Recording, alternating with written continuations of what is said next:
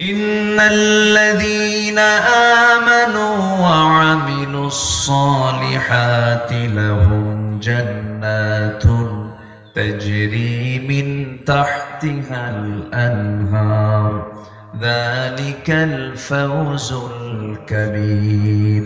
জোরে বলুন আল্লাহু আকবার। সফল হওয়ার জন্য আমরা সবার আগে পরামর্শ নেব কার কাছে বলুন? আসতে বলবেন না, কার কাছে? আমার প্রাণটা কার হাতে? আমার চোখটা চালান কে? আমার কানটা চালান কে? আমার নাকটা চালান কে? চোখ দিয়া দেখে কে? আল্লাহ। আল্লাহ দেখে না, আমি দেখি, কিন্তু চালান কে? আল্লাহ। আল্লাহ চালায় দেন, আমি তা দিয়ে দেখি। আল্লাহ চালায় নেন, আমি তা দিয়ে শুনি। এই জন্য মহান রব্বুল আলামিন বলেন, ইন্নাস সামআ ওয়াল বাসারা ওয়াল ফুআদা কুল্লু উলাইকা কানা আনহু মাসউলা।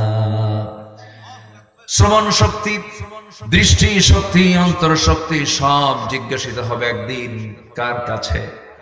আসতে বলবেন না, কার কাছে? আমার বন্ধুগণ, চোখ সিনিয়র না কান সিনিয়র? বলেন সিনিয়র কোনটা? শ্রবণ শক্তি মানে কান সিনিয়র না চোখ সিনিয়র? বলেন কান।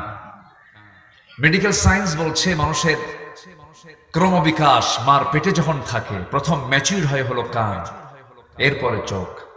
সিনিয়র কোনটা বলেন? কান। আল্লাহ পাক কানটা আগে দিয়েছে। কোরআন তো ধারাবাহিকতা রক্ষা করে। সুবহানাল্লাহ বলবেন না?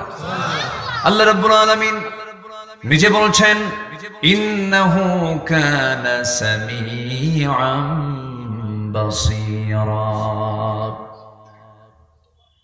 শ্রবণ শক্তির কথা আল্লাহ রাব্বুল আলামিন আগে বলেছেন, এরপর দৃষ্টি শক্তির কথা বলেছেন, অন্তর শক্তির কথা বলেছেন। রূহটা কিন্তু পরে আসে। ওয়ানাফাখা রূহাহু, দেহের মধ্যে রূহটা ঢুকায় দেন তিনি আমার কে? আসতে বলবেন না, তিনি আমার কে? আল্লাহ পাক। সেই মহান রব্বুল আলামিন বলছেন, বান্দা সব কিছুর ব্যাপারে আমি তোমাকে প্রশ্ন করব। চোখ দিয়ে কি দেখেছো? কান দিয়ে কি শুনেছো? অন্তর দিয়ে কি চিন্তা করেছো? দুই পা দিয়ে কোথায় গিয়েছো? দুই হাত দিয়ে কাকে থাপ্পড় মেরেছো? কোন থানায় তুমি ভালো মানুষের নামে মামলা দিয়েছো? ঠুনকো মামলায় তাকে আক্রান্ত করে কোনো দোষ নাই, তাকে বছরের পর বছর জেলখানায় রেখেছ। তুমি বিচারপতির চেয়ারে বসে নিরপরাধ একজন মানুষকে ধরে নিয়ে জেল জীবনে তাকে 10 বছর 12 বছর মামলা দিয়া তাকে জেলখানা আটকে রেখেছ। মার হক আদায় করতে পারে নাই, বইয়ের হক আদায় করতে পারে নাই, সন্তানের হক আদায় করতে পারে নাই। এই যে হকগুলো নষ্ট করেছ, অবশ্যই তোমাকে জবাব দিতে হবে কার আদালতে? আল্লাহ বলছেন, اليوم نختم على أفواههم وتكلمنا أيديهم وتشهد أرجلهم بما كانوا يكسبون। জোরে বলুন আল্লাহু আকবার। আজকের দিনে তোমাদের আমি মুখকে মোহর মেরে দেব, মুখ দিয়ে কোনো কথা বলতে পারবে না, জিহ্বা বন্ধ করে দেব। সাক্ষ্য দেবে তোমাদের হাত, সাক্ষ্য দেবে তোমাদের পা। অঙ্গ প্রত্যঙ্গ গুলোকে আমার নিয়ন্ত্রণ করতে হবে। যদি আল্লাহ পাক আমাকে এগুলো দিয়েছেন, কিন্তু হাত দিয়ে আমি কাজ করি, পা দিয়ে আমি কাজ করি, চোখ দিয়ে আমি দেখি, কান দিয়ে আমি শুনি। সেই জন্য সব শাসন করার আগে নিজের দেহকে আগে শাসন করতে হবে। মাথা থেকে পা পর্যন্ত, মাথা থেকে পা পর্যন্তই 3.5 হাত বডি নামক এই রাষ্ট্রকে যদি আমি নিজে যদি ভালো করতে পারি, আমি ভালো হলে পরিবার ভালো হয়ে যাবে, পরিবার ভালো হলে সমাজ ভালো হয়ে যাবে, সমাজ ভালো হলে রাষ্ট্র ভালো হয়ে যাবে। এই জন্য আল্লাহ রাব্বুল আলামিন সুন্দর করে বলছেন, কু আনফুসাকুম ওয়া আহলিকুম নার। নিজে বাঁচো এবং তোমার পরিবারকে জাহান্নাম থেকে বাঁচাও। এই জন্য নিজের বাঁচার দরকার আছে না নাই? বলেন, আসতে বলবেন না, আছে না নাই? এক্ষুনি মরে যাব, কেউ কি আমার আপন নাকি? আসতে কয়, কেউ কি আমার আপন নাকি? এখনই মরে যাব আমি, কোনো পরিচয় থাকবে না দুনিয়ার কারো কাছে। যেদিন মরে যাব সেই দিন কিছু কান্নার রোল পড়বে, শোকাহত হয়ে পড়বে, চোখের পানি ফেলে ফেলে কাঁদবে, বন্ধু আসবে, আত্মীয় স্বজন আসবে, জানাজা সম্পূর্ণ হয়ে যাবে, সন্তান পর্যন্ত দেরি করবে না, কাঁদবে ঠিকই কিন্তু বলবে তাড়াতাড়ি দাফন করে দাও, কারণ দেরি হলে পরে লাশটা ফুলে উঠবে, পচে যাবে, গলে যাবে। দিয়ে আসবে ওই কবরের মাটিতে পোকামাকড়ের খাবার হিসাবে দাও, খাবার হিসাবে আমার দেহটাকে কবরে রেখে আসবে। 24 ঘন্টা যাবে না মাথার চুলগুলো খসে খসে পড়বে, 3 দিন যাবে না চামড়াগুলো গলে গলে পোকার পেটে চলে যাবে, 3 দিন চলে যাবে, 7 দিন চলে যাবে, পেটের নাড়িভুড়ি সব চোখ মুখ কান নাক বের হওয়া শুরু হয়ে যাবে, কিম্ভূত কিমাকার চেহারা হয়ে যাবে, কোন অস্তিত্ব থাকবে না, আমার চেহারার সৌন্দর্য সব মাটি খেয়ে শেষ করে ফেলবে। 3টা মাস চলে যাবে, দেখা যাবে যদি কবরটা যদি খনন করে দেখা হয় কয়েকটা হাড় ছাড়া আর কোন অস্তিত্ব আমার নাই রে। আল্লাহ বলছেন বান্দারা আমাকে কেমন করে বলে থাকো তুমি, আমাকে ভুলে যেও না, সবাই ভুলবে কিন্তু আমি আল্লাহ তোমাকে কখনো ভুলবো না। আমার বন্ধুগণ, যদিও আমরা এই আয়াতটা সবার মুখস্থ আছে, আমার দেশে প্রচলিত দোয়া মনে করে, কিন্তু দোয়া এটা নয়, এটা হলো আল্লাহর কালামের আয়াত, অত্যন্ত তাৎপর্যপূর্ণ আয়াত। যারা পারেন ঠোঁট মিলিয়ে বলুন, মিনহা খালাকনাকুম ওয়া ফিহা নুঈদুকুম ওয়া মিনহা নুখরিজুকুম তারাতান উখরা। সবাই বলুন, মিনহা খালাকনাকুম ওয়া ফিহা নুঈদুকুম ওয়া মিনহা নুখরিজুকুম তারাতান উখরা। আমি তোমাকে মাটি থেকে সৃষ্টি করেছি, আবার তোমাকে এই মাটিতেই যেতে হবে, আবার তোমাকে সেখান থেকে তোমাকে উচ্চিত করব, আমি তোমাকে আবার সেখান থেকে তুলে নেব, বিচার করব পাই টু পাই, চুল পরিমাণ বিচার আমি কম বেশি করব না। ফামাইয়ামাল মিসকালা যাররাতিন খায়রান ইয়ারাহু ওয়া মান ইয়ামাল মিসকালা যাররাতিন শাররান ইয়ারাহ। যাররা শব্দের তাফসীর আসছে, যাররা বলা হয় এমন ছোট জিনিসকে যাররা বলা হয় যা খালি চোখে দেখা যায় না, এমন কোন ক্ষুদ্র আমল নাই যা সেদিন সে দেখতে পাবে না, ভালো হোক আর মন্দ হোক সব বান্দার সামনে প্রেজেন্ট করবেন তিনি আমার কে। জোরে বলেন, তিনি আমার কে। বিচার করবেন আমার আল্লাহ তাআলা, সেই দিন বিচারক তিনি, যেই বিচারকের পরিচয় দিতেন আমরা প্রত্যেক নামাজের ভিতরে 3 নম্বর আয়াতে বলে ফেলি। যারা পারেন সুন্দর ঠোঁট মিলিয়ে বলুন, মালিকি ইয়াউমিদ্দিন ইয়্যাকা না'বুদু ওয়া ইয়্যাকা নাস্তাঈন। জোরে বলুন আল্লাহু আকবার। বিচার দিবসের মালিককে বলেন, সবচেয়ে বড় বিচারককে। এই জন্য আল্লাহ বলছেন, ও দুনিয়ার মানুষ, 7 শ্রেণীকে আমি আরশ আযমের ছায়ায় জায়গা দেব। এর মধ্যে 1 নম্বর শ্রেণী হলো যে সঠিক বিচার করে। সুবহানাল্লাহ বলেন। যেন বিচারকের দাম দুনিয়াতেও বেশি, আখিরাতেও। এই দেশের সবচেয়ে বড় সম্মানজনক পদ কোনটা বলেন? প্রধান বিচারপতি। প্রধান বিচারপতির দাম সবচাইতে বেশি। আল্লাহ রাব্বুল আলামিনের কাছেও বিচারপতির দামটা বেশি। ইমামুন আদিলুন সাবআতু ইযিল্লুহুমুল্লাহু ফি যিল্লিহি ইয়াউমুল লা যিল্লা ইল্লা যিল্লুহু। ইমামুন আদিল রাজুলুন কলবুহু মুআল্লাকুন বিল মাসাজিদ। আমার বন্ধুগণ, আল্লাহ রাব্বুল আলামিন আরশ আযমের ছায়ার 7 শ্রেণীকে জায়গা দিয়ে দিবেন। এর মধ্যে 1 নম্বর হলো একজন সৎ বিচারক, একজন সঠিক বিচার যে ব্যক্তি করতে পারবে।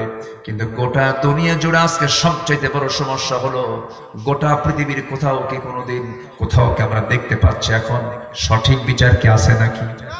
আসতে বলবেন, আছে? ফিলিস্তিন কি অবস্থা হয়ে আছে? ফিলিস্তিনকে ভাবলে পরেই হৃদয়ে রক্তক্ষরণ হয়, কত কষ্ট হয়। দেখতেছেন না?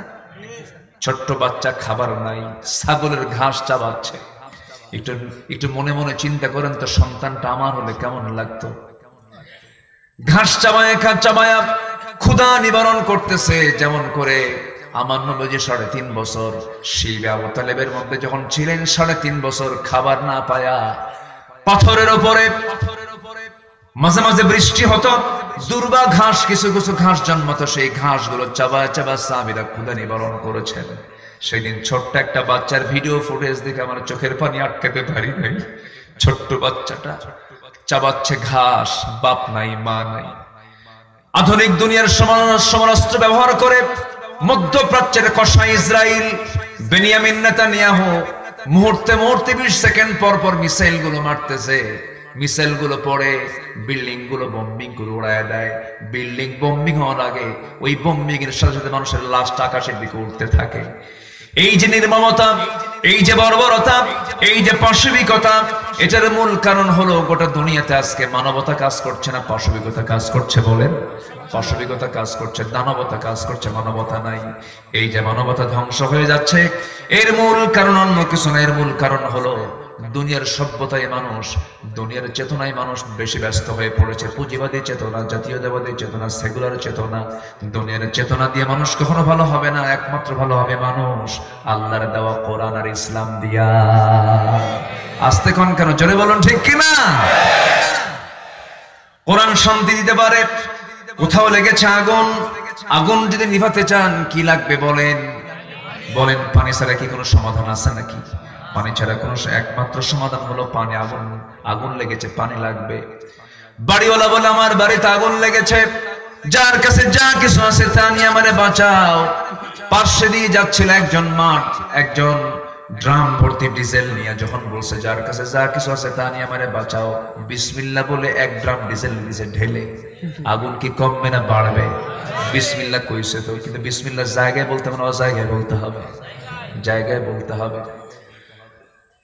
আগুন গেছে বেড়ে। আরেকজন যাচ্ছিল ভ্যান ভর্তি লাকড়ি আর খড়ি নিয়ে, যখন বলেছে যার কাছে যা কিছু আছে তা নিয়ে আমারে বাঁচাও, বিসমিল্লাহ বলে গোটা ভ্যান ভর্তি লাকড়ি দিছে ঠেলে। আগুন তো কমবে না। আগুন কমানোর জন্য যেমন পেট্রোল, ডিজেল, অক্টেন যেমন উপযুক্ত নয়, আজকের সমাজের আগুন যে দাও দাও করে জ্বলছে সমাজ জুড়ে, রাষ্ট্র জুড়ে, দুনিয়া জুড়ে, যে শান্তি দাও দাও করে জ্বলছে দেশে দেশে, শুধু ক্ষমতার লড়াই, ক্ষমতার প্রদর্শনী, পাওয়ারের ডিসপ্লে, ডিসপ্লে অফ পাওয়ার। আমার 2000 পারমাণবিক, আমার 100, আমার 500, আমার 400, এই যে ক্ষমতার মিস ইউজ করতে গিয়ে যা কিছু হচ্ছে, আল্লাহ রাব্বুল আলামিন বলছেন বান্দারে শান্তি পাওয়ার জন্য দুনিয়ার কোন ক্ষমতাকে তোমার বিশ্বাস করা যাবে না। একমাত্র ক্ষমতা বিশ্বাস করতে হবে একমাত্র কার? আসতে বলবেন না কার? আন্নাল কুওয়াতা লিল্লাহি জামিআ, আন্নাল কুওয়াতা লিল্লাহি, সকল ক্ষমতার উৎসকে। আরো জোরে, আরো জোরে, আরো জোরে। 16 বছর যারা ছিল ক্ষমতায় ভাবছিল আসি কিয়ামত পর্যন্ত থাকবে, মাঝে মাঝে হুমকে দিত 2041 ভিশন 2021, 25-24 শেষ। ফেরাউন ছিল 1600 বছর পৃথিবীতে বেঁচে, এরা ছিল 16 বছর। সংখ্যার যে মিল হলো কেমনে বুঝলাম না, বুঝলেন? নমরুদ, ফেরাউন, সাদ্দাত, এদের সব চরিত্র এদের মধ্যে ছিল। আসতে কামেন না, যেরকম ঠিক কিনা? এক একটা স্বভাব সবগুলো এদের মধ্যে লালন করেছিল। আমি কি কথা বলবো? কষ্ট পাচ্ছেন নাকি আপনারা? এ ওঠে কারা? উঠতেছে কেন? এই যে ওই যে উঠে, সমস্যা কি? বসে। কি চাপ? চাপ কি নিম্নচাপ? এই তো মুশকিল। হ্যাঁ, একটু বসেন না। কত সময় চলে যায় এদিক সেদিক। আজকে না হয় একটু সময় দেব কোরআনের জন্য। লস হবে? আজকে কেন লস হবে? আড্ডা মারতে মারতে 3 ঘন্টা চলে যায়, টেরি পাওয়া যায় না। এরকম হয় না? এরকম হয় না? গত 2 বছর আগে বিশ্বকাপ খেলা হচ্ছে, ফুটবল। আমি চট্টগ্রাম থেকে আসতেছি, বারাইয়ার হাট পার হতে নিয়ে মিরেশ্বরে পার হচ্ছি। হঠাৎ করে রাত 2টার দিকে একজন ফোন দিয়ে বলে, হুজুর আমি আপনার খুব ভক্ত, আমি আপনার ওয়াজ শুনি। হুজুর আমি তাহাজ্জুদ পড়লাম, একটু দোয়া করবেন আমার জন্য। এতক্ষণ ধরে এত সুন্দর কথাগুলো লাগলো আমার। শেষে কি কয়?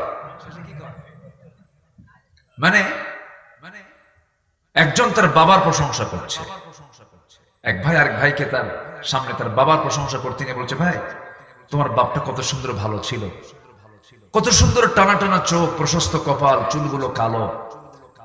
এরপরে কি সুন্দর তার বডির সৌন্দর্য, সুঠাম দেহ, আর দাঁতগুলো এত সুন্দর, কুত্তার দাঁতের মতো চকচকা। কি কথা কি বুঝলেন? মানে এত সব কথা সুন্দর কয়া শেষে এমন একটা শব্দ কইছে, সব শেষ। কত সময় তো আমরা ব্যয় করি। আমরা কোরআনের জন্য সময় ব্যয় করলে কোরআন আমাকে সুপারিশ করে জান্নাতে নিয়ে যাবে। কোরআনকে আমরা বেশি করে সময় দেব, জোরে বলি ইনশাআল্লাহ। কোরআন আমাকে সময় দিয়ে জান্নাতে নিয়ে যাবে, সুবহানাল্লাহ বলেন। কোরআন কিন্তু খুব দামি কিতাব, আল্লাহু আকবার বলেন। যখন খারাপ লাগবে তেলাওয়াত করবেন, যখন খারাপ লাগবে তেলাওয়াত শুনবেন, যখন খারাপ লাগবে প্রচন্ড রাগ উঠে গেছে, আপনার মনে অশান্তি, সিজদায় পড়ে ঘন্টার পর ঘন্টা থাকবেন, দেখবেন এর চাইতে প্রশান্তি পৃথিবীতে আর কোথাও নাই। সিজদা দিবেন, স্ট্রোক করবেন না। সিজদা দিবেন, ব্রেন স্ট্রোক হবে না। তারপরে কি বলে, হার্ট স্ট্রোক হবে না, ব্রেন স্ট্রোক হবে না। একটু সিজদায় পড়ে কাঁদবেন, দেখবেন মন প্রশান্ত হয়ে গেছে, দিল ঠান্ডা হয়ে গেছে।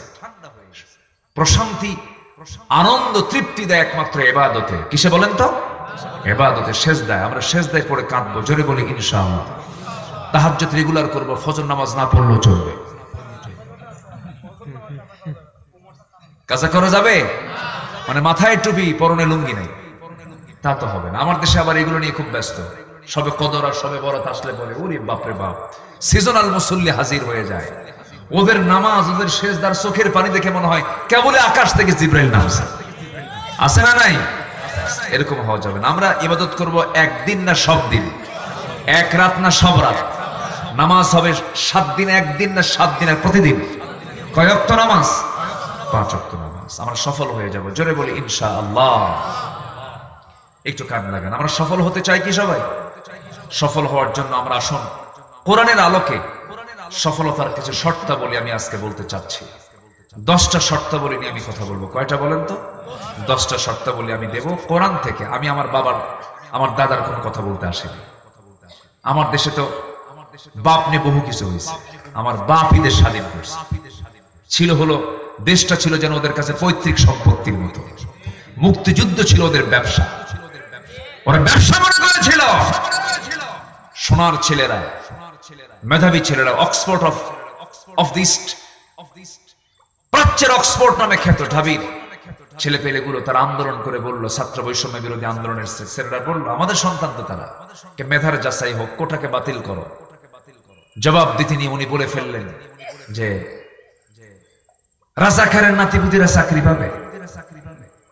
54 বছর পরে এসেও যদি এই সমস্ত কথাগুলো আমাদের শুনতে হয়, এই দেশের মানুষ আর বোকা নাই। আসতে কন কেন? ওরা বোকা বানিয়ে রাখতে চেয়েছিল। বোকা মানুষ নাই, মানুষ সচেতন, সবকিছু বোঝে। এটা 2025-এর বাংলাদেশ, 2025, এটা মাথায় রাখতে হবে। এরপরে কথা বলতে হবে। সম্মানিত ভাইয়েরা, সব দেখে শেষ করেছি, সব আইন দেখে শেষ করেছি। আমরা একটা বারের জন্য আমরা আগামী দেশ দেখতে চাই, কোরআনের দেশ। আসতে কন কেন? কোরআন কি কোনো দলের, নির্দিষ্ট কোনো দলের? কোরআনটা কার? যে মুসলমান তার। আমরা সবাই কি? আমরা সবাই কি? এদেশের সংখ্যাগরিষ্ঠ কি? সংখ্যাগরিষ্ঠ কি? ইসলাম থাকলে সব ধর্ম নিরাপদ থাকবে। ইসলাম যেখানে থাকবে না, কোন ধর্মের নিরাপত্তা থাকবে না।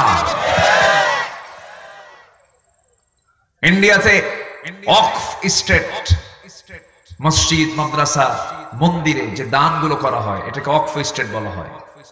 ওরা মন্দিরের ওয়াকফ স্টেটকে ঠিক রেখে ইন্ডিয়াতে নতুন করে তারা আইন পাশ করেছে। মুসলিম যে ওয়াকফ স্টেটগুলো, এগুলোকে বাজেয়াপ্ত করে এই সমস্ত সম্পত্তিগুলো তারা দখল করার চেষ্টা করছে। ইসলাম সেখানে হুমকির সম্মুখীন, মুসলিম সেখানে হুমকির সম্মুখীন। ভারতের কাছ থেকে মুসলমানদের সাম্প্রদায়িক সম্পদের শিক্ষা নেওয়ার কিচ্ছু নাই, আমাদের থেকে শিক্ষা নিতে হবে তাদের। এই নওগাঁতে হিন্দু ভাইয়েরা আছে না নাই? আসতে আসে না নাই? আমরা তাদেরকে জামাই আদরের মতো করে রাখি, আমরা তাদেরকে কোলে পিঠে করে লালন করি, তাদের মন্দির আমরা পাহারা দিই। আমরা কি ভুল বলছি? আমি কি ভুল বলছি? ইসলামের কারণে আমরা তাদেরকে মোহাব্বতটা করি। বলি আলহামদুলিল্লাহ, জোরে বলি আলহামদুলিল্লাহ। সফল হতে হলে আমাকে আপনাকে কিছু কাজ করতে হবে। সাকসেস হতে হলে আমার আপনার কিছু পথ বের করতে হবে। সফলতার দুটো আরবি আমরা এখানে পাবো, একটা হচ্ছে ফাউজুন, আরেকটা হচ্ছে ফালাহুন। মুফলিহুন, ফাইজুন। ফাউজুন কবীর, ফাউজুন শব্দটা আসবে, আর মুফলিহুন এই শব্দটা বারবার আসবে, আফলাহ শব্দটা আসবে।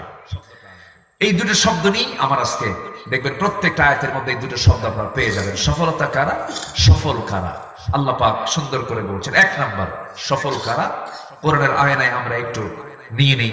আল্লাহ পাক সূরা বুরুজের মধ্যে সুন্দর করে বলছেন। কষ্ট দিচ্ছি মনে হয়, আমি আরো আগে উঠলে না খুব ভালো হতো, তাই না? বারবার আমি এটা চিন্তা করছি যে আমি কি কষ্ট দিচ্ছি কিনা আপনাদের। কষ্ট পাচ্ছেন না তো? মানে এই এলাকার লোক ঘুমায় না মনে হয়, না ঘুমায় তো, একটু কষ্ট হচ্ছে। আগামীতে এটা সতর্ক থাকবেন যেন আগামীতে মাহফিল গুলো যেন সঠিক সময়ে শুরু হয়ে সঠিক সময় যেন শেষ হয়। আল্লাহ কবুল করুন, জোরে বলি আমিন। সবকিছুই সময় মতো হওয়া উচিত। নামাজটা সময় দরকার না অসময় দরকার? আল্লাহ বলছেন ইন্নাস সালাতা কানাত আলাল মুমিনিনা কিতাবাম মাওকুতা। চলে যাবেন, ব্যাগ নিলেন, প্রস্তুতি নিচ্ছেন, একসাথে যাই, থাকেন একটু, একটু থাকেন। মানে চলে গেলে তখন দেখে হুজুর যখন গেলই আমিও যাই। মানুষ কিন্তু অনুকরণ প্রিয়, অনুসরণ প্রিয়। একজনকে দেখলে আরেকজন এটাকে ফলো করে, একটু আমার দিকে তাকা। মানে 12টার পরে ওয়াজ করা মানে কি জানেন? পাগলির সাথে ঘর সংসার করা। আমি এটা প্রায় এই কথাটা বলি। এখন কি করবেন, একটু আসেন, মনোযোগ দিয়ে শোনেন। আমারও তো ঘুম চলে আসা, মানুষ তো ঘুম তো চলে আসবে। সফল হওয়ার জন্য এক নম্বর কাজ হচ্ছে ঈমান আনতে হবে। কি আনতে হবে বলেন তো? এখন হয়তো বলুন হুজুর এত কমন কথা বললেন, ঈমান তো আমার আছে, আমার বাপের নাম, আমার সবাই তো আমরা ইসলামওয়ালা, আমার বাপ, আমার দাদার নাম আমিরুল ইসলাম, আমার বাপের নাম শরীফুল ইসলাম, আমি শহীদুল ইসলাম, সব তিন ইসলাম তো একসাথে আছে। হ্যাঁ, বংশগত ইসলাম দিয়ে কাম হবে না, কর্মগত ইসলাম থাকতে হবে। বংশের পরিচয় দিয়ে জান্নাত পাওয়া যাবে না। বাবা ছেলেকে জান্নাতে নিয়ে যেতে পারবে না, ছেলে বাপকে জান্নাতে নিতে পারবে না।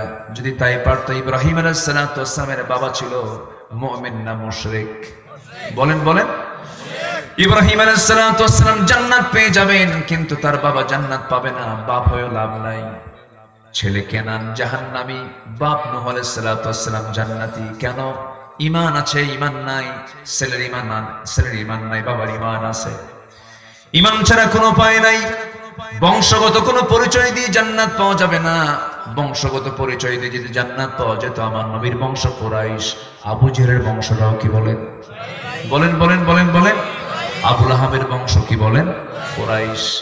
কুরাইশ বংশ জন্ম নিয়েও কোনো লাভ হবে না, কারণ আবু লাহাব, আবু জেহেল, উতবা, শাইবা, এই কাট্টা কাট্টা কাফের গুলো সম্ভ্রান্ত বংশ, তাদের জন্ম হয়েছে। বংশের পরিচয় দিয়ে জান্নাত পাওয়া যাবে না। আল্লাহ রাব্বুল আলামিন বলেন ইন্না খালাকনাকুম মিন যাকারিন ওয়া উনসা ওয়া জাআলনাকুম শুউবান ওয়া ক্বাবাইলা লিতাআরাফু ইন্না আকরামাকুম ইনদাল্লাহি আতকাকুম।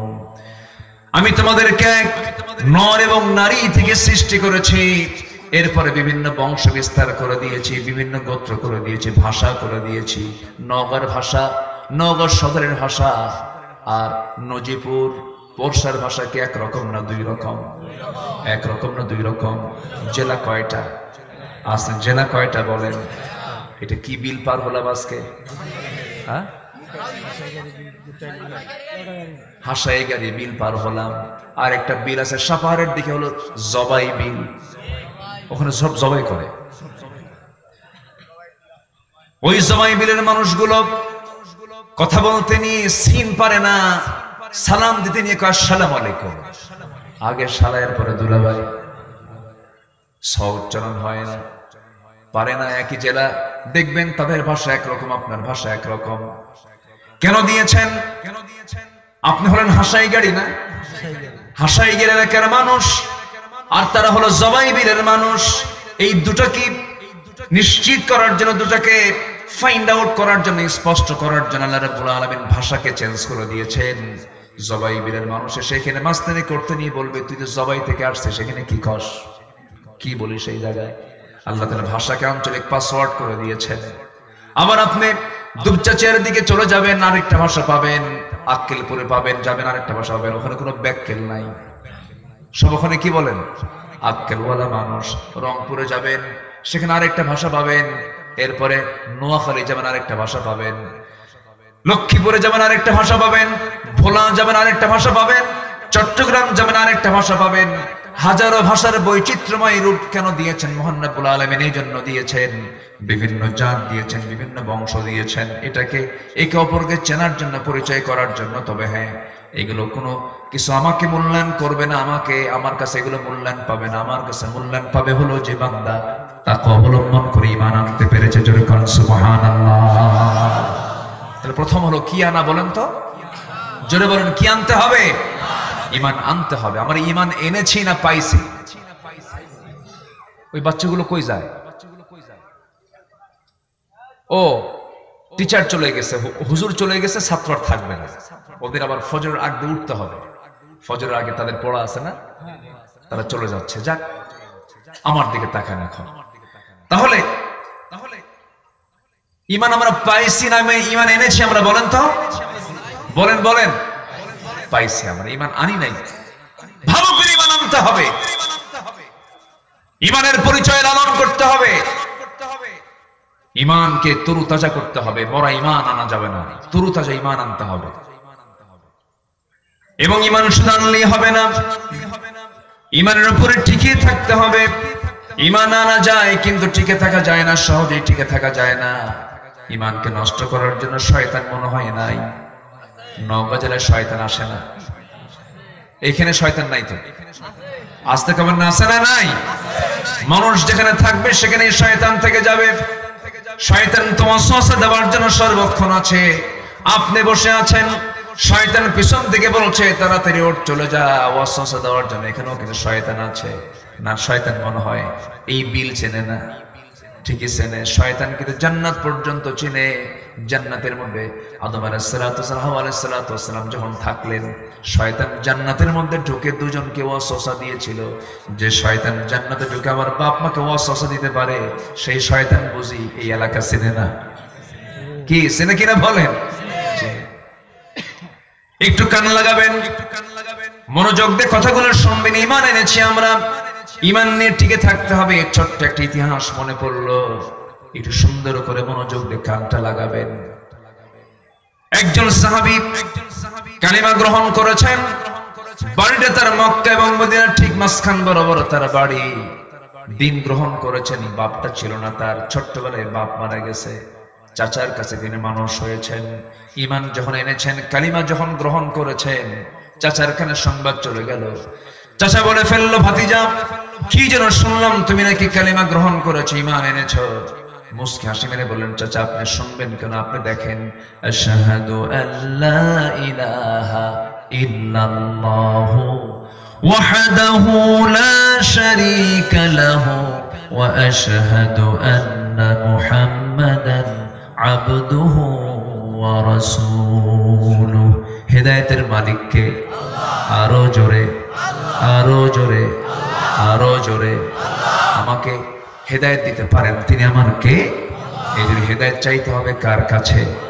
এক সময় না সব সময়। ইহদিনাস সিরাতাল মুস্তাকিম। প্রত্যেক নামাজে এই দোয়া আছে না নাই? আছে। আল্লাহর কাছে হেদায়েত চাইতে এবং বলতে হবে, আল্লাহ জীবনের শেষ নিঃশ্বাস থাকা পর্যন্ত আমাকে হেদায়েতের উপরে রেখে দিও। আল্লাহর কাছে রোনাজারি করে কাঁদতে হবে। আমার বন্ধুগণ, ওই সাহাবী যখন কালিমা পড়েছেন, চাচা শোনার সঙ্গে সঙ্গে বলতেছে, তুই এতিম ছিলে, তোরে দেখলাম আমি, আমার সম্পদে তোর নামে লিখে দিয়েছি। তুই কি জানিস ঈমানের কারণে তোর কত বড় ক্ষতি হতে পারে? কি চাচা, কি বলবেন আপনি বলেন? সমস্ত সম্পত্তিগুলো তোর থেকে আমি জোরপূর্বক নিয়ে নেব। মুস্কি হাসি মেরে সেই সাহাবী বলছেন, চাচা জোরপূর্বক নেওয়া লাগবে কেন? কারণ এই দুনিয়ার সকল সম্পত্তির চাইতে আমার কাছে সবচেয়ে বড় সম্পত্তি হলো আমার ঈমান। জোরে কান সুবহানাল্লাহ। ঈমান এনেছি আমি। ও চাচা, আপনার জোর করে আমার কাছ থেকে সম্পদ নিতে হবে না, সব জমিগুলো আপনাকে আপোষই দিয়ে দিলাম, সম্পদগুলো দিয়ে দিলাম। চাচার রাগ কমলো না। চাচা খেপে গিয়ে রেগে গিয়ে থাপ্পড় মেরে তার জামাটা টান মেরে ধরে টেনে ছিঁড়ে তাকে শরীর থেকে কাপড়টা বিচ্ছিন্ন করে ফেললো। এরপরে এক পর্যায়ে লুঙ্গিটাও খুলে নিল, উলঙ্গ করে ঘর থেকে বের করে দিল। উলঙ্গ হয়ে তাকে ঘর থেকে যখন বের করে দিয়েছে, তিনি চোখ বন্ধ করে দৌড় মেরেছেন। মার দরজায় গিয়ে বলছে, মা দরজা খোলো। দরজা খোলা মাত্রই ওই সাহাবী বলছেন, মা আমার দিকে তাকায়ও না, দিন গ্রহণ করেছি, ঈমান এনেছে, এই কারণে আমার চাচা আমার শরীর থেকে লুঙ্গিটা পর্যন্ত খুলে নিয়েছে।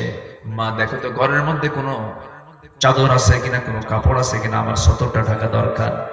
ছোট্ট এক খণ্ড কাপড় দেওয়া হলো, সেই কাপড় দিয়ে তার সতর ডেকে নিয়া এবারে বলছে, মা পৃথিবীর কোনো দরবার ভালো লাগে না, আমার কাছে নবীর দরবার ভালো লাগে, আমি নবীর দরবারের দিকে রওনা দিলাম। রওনা দিয়ে যখন তিনি রাতের বেলা যখন রওনা দিয়েছেন, খালি গায়ে, শুধু গায়ে একখানা, গোটা দেহে একখানা সতর ঢাকার জন্য কাপড় আছে। আরবের দেশে বছরে 1 থেকে 1.5 মাস 2 মাস পর্যন্ত প্রচন্ড শীত থাকে, হাড় কাঁপানো শীত। সেই শীত আমার দেশেও হয় না, এমন হাড় কাঁপানো শীত। সেই শীতের ভিতরে এই সাহাবী, ধনী সাহাবী ছিলেন, দিন গ্রহণ করার কারণে গরিব হয়ে গেছেন, সব নিয়ে নিয়েছে। নগ্ন দেহে শুধুমাত্র সতরটা ঢেকে রওনা দিয়েছেন, থরথর করে কাঁপতেছেন। নবীর বাড়িতে পর্যন্ত পৌঁছে গেলেন, দরজায় গিয়ে নক করলেন। নবীজি দরজা খুলেই দেখেন নগ্ন দেহে কে যেন সামনে দাঁড়ানো, কিচ্ছু বললেন না। ভিতরে চট করে চলে গেলেন। ভিতরে গিয়ে আমার নবীর যত কাপড় ছিল, সবচেয়ে পছন্দের 2টা জুব্বা আমার নবীজি হাতে বহন করে নিয়ে এসে বলছে, যুবক আগে কাপড়টা গায়ে পড়ো, দেহটা ঢেকে নাও, এরপরে তুমি আমার সঙ্গে কথা বলো। নবীর পরনের দেহটার জুব্বাটা তার গায়ে রাসূল পড়ায় দিলেন। এরপরে বলছেন, যুবক তুমি কি বলবে বলো। হুজুর দিন গ্রহণ করেছি, আমার চাচা আমার দেহ থেকে লুঙ্গি পর্যন্ত খুলে নিয়েছে।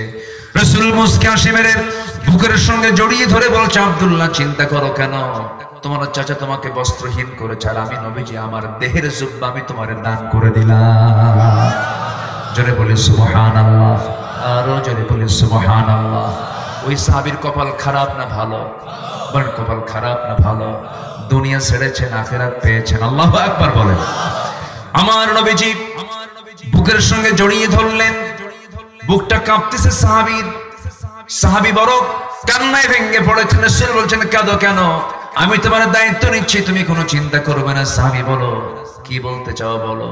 হুজুর দুনিয়া বিক্রি করে আমি ঈমানটা গ্রহণ করে নিয়েছি। রাসূল খুব খুশি হলেন। ওমাইয়াশি নাফসাহু ইবতিগা মারদাতিল্লাহ। আমার নবীজি বুকের সঙ্গে জড়িয়ে ধরে বলছেন, ও আব্দুল্লাহ চিন্তা করো না, কিছু বলতে চাও না কি বলো। হুজুর আপনি আমার জন্য দোয়া করেন। আমার নবীজি তৎক্ষণাৎ 2টা হাত উঁচু করে আকাশের দিকে তাকায় বলছেন, আকাশের মালিক আল্লাহ, আমার এই আব্দুল্লাহ দিন গ্রহণ করতে অনেক কষ্ট স্বীকার করেছে, দুনিয়া বিক্রি করে ঈমানকে গ্রহণ করেছে। আমার আব্দুল্লাহর জানমাল তুমি আল্লাহ কাফের বেঈমানদের জন্য হারাম করে দাও। সাহাবীর মনটা খারাপ হয়ে গেল, কেঁদে কেঁদে বলছেন, ইয়া রাসূলুল্লাহ আমি দোয়া চাইলাম কি, আপনি দোয়া করলেনটা কি? রাসূল বলছেন, কেন কি হয়েছে হুজুর? আপনি কাফের বেঈমানদের জন্য আমার রক্তকে হারাম ঘোষণা করলেন। আমি যদি কাফেরদের দ্বারা আক্রান্ত না হই আমি শহীদ হবো কেমন? আমি তো শহীদ হতে পারবো না। নবীজি মুস্কি হাসি মেরে বলছে, সাহাবী চিন্তা করো কেন? ইম্মা তাআলা ফিরাশিহি, তোমার মৃত্যু যদি বিছানা শুয়ে থেকে যদি হয়ে যায়, যদি শহীদের দরজা পেতে চাও, তোমার তামান্না যদি থাকে, আল্লাহ রাব্বুল আলামিন অবশ্যই তোমাকে শহীদের দরজা দিয়ে দিবে। সাহাবীর হৃদয়টা ঠান্ডা হয়ে গেল। রাসূল বলেন, সাহাবী যাও আল্লাহর কালামের তেলাওয়াত করো, প্রশান্ত চিত্ততা নিয়ে চলে আসো। সাহাবীদের মাঝে তাকে পাঠায় দিলেন। আসহাবে সুফফার সদস্য মণ্ডলীর ভিতরে তিনি চলে গেলেন। নবীর ঘরের সঙ্গে আসহাবে সুফফারা থাকতো। ওই সাহাবীদের মাঝে যখন আব্দুল্লাহ চলে গেলেন, চিৎকার মেরে মেরে বড় বড় আওয়াজে কোরআন তেলাওয়াত করেন বলে সাহাবে কেরামদের একটু বিরক্তি চলে আসলো। রাসূলকে বলেন, হুজুর এমন নতুন সাহাবী আসছে যে জোরে জোরে কোরআন পড়ে আমাদের ডিস্টার্ব হয়। কে? আব্দুল্লাহ জুল বাজাদাইন।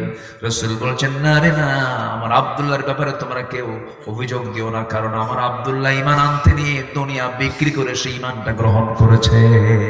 আর আমরা ঈমান বিক্রি করি মাত্র একটা বিড়ির প্যাকেট খায়া। কি আমি কি ভুল বলতেছি? আমরা ঈমানটা এত সস্তা বানায় নিয়েছি, এক কাপ চা খেয়ে আমরা ঈমান বিক্রি করে ফেলি। আমি কি আলোচনা করব আলোচনা? আমার বন্ধুগণ, আব্দুল্লাহ জুল বাজাদাইন রাদিয়াল্লাহু তাআলা আনহু আল্লাহর কালাম তেলাওয়াত করেন, আবেগ আপ্লুত হয়ে চোখের পানি ফেলে ফেলে কাঁদেন। যুদ্ধের একটা টাইম চলে এলো। আমার নবীজি মদিনার মসজিদ থেকে রওনা করলেন জিহাদের ময়দানে। রাসূল বলেন, আব্দুল্লাহ রে আমার প্রিয় সাহাবী, চলো আমার সঙ্গে যুদ্ধে চলো। সাহাবী খুব খুশি হয়ে গেলেন, রওনা করলেন, যুদ্ধে শামিল হলেন।